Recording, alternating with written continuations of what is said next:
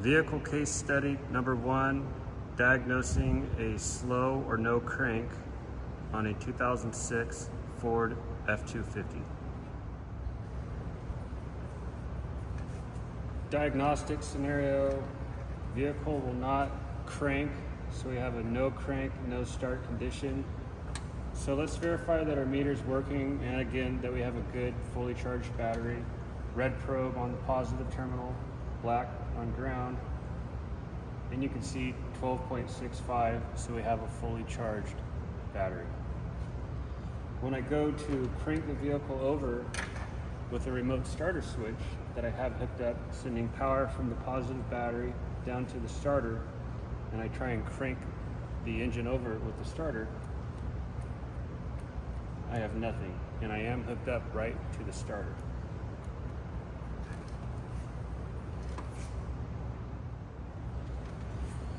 So I suspect the cause might be bad battery connections between the terminal and the battery post.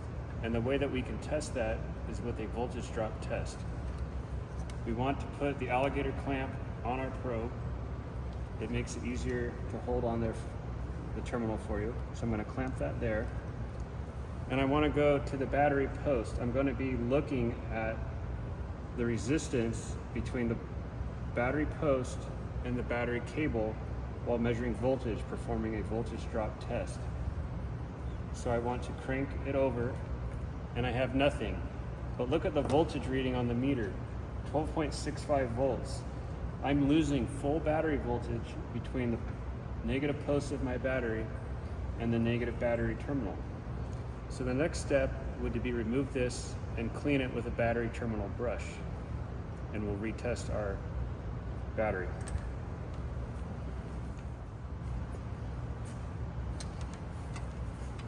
So I've taken the time to clean the negative battery terminal and post with a battery brush. Take it off and actually clean it with a brush, not just the outer surface. And I'm going to redo my voltage drop test. So I'm going to hook my probe up to the battery cable. I'm going to take my black probe, place it on the post, and I'm going to be able to crank the engine over. We want to watch the voltage on the meter. This is how much voltage that's being dropped between the battery post and the battery terminal. Before, we were dropping full battery voltage of about 12.6 volts. The maximum allowable voltage is 0.5 volts. So let's crank this over and we'll see what our results are.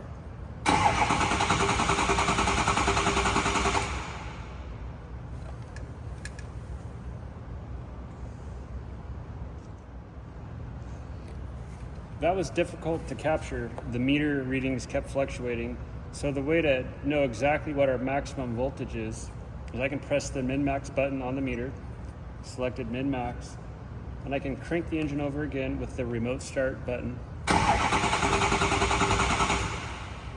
Then I can recall what the max voltage is by pressing the min-max button again. Max voltage, 0.022 volts, or 22 millivolts, well within the allowable maximum voltage of 0.5 volt. I'm going to show you how to perform a cranking voltage test next. So we want to get the meter and switch to DC volts. I have my alligator clamps hooked up on my probes, and I'm going to place the red probe on the positive battery and the negative probe on the negative battery post. 12.65 volts, that's a fully charged battery. Again, I have my remote starter switch hooked up to the starter, so I don't have to have an assistant turn the key over in order to crank the engine. And I'm going to press the min-max button one time, and you'll see at the top it says min-max. I'm going to crank it over for roughly 5 seconds, and I'm going to want to record my minimum voltage.